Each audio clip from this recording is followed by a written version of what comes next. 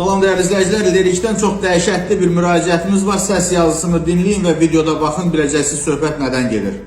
Salam İntiqam müəllim. Lerikdən Soros kənindən İbadov Qədir Balasanoğludur. İntiqam müəllim, bizim evə ilanlar hücum eləyib. Onun anasını öldürmüşük.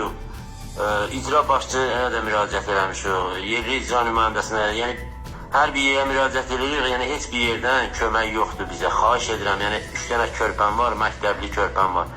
Sizdən artıq xahiş edirəm. Bunu işləndirin, bizə köməklik edin. Nəsə bunun üçün bir tədbir görsünlər də. Artıq da xahiş edirəm. Mən hesab edirəm ki, ümumiyyətlə bir an öncə bu məsələ ilə bağlı tədbir görülməlidir. Hansı qurum cavabdehdir bilmirəm. Vətəndaş əlindən gələni eləyir, görüntülərdə görürsünüz.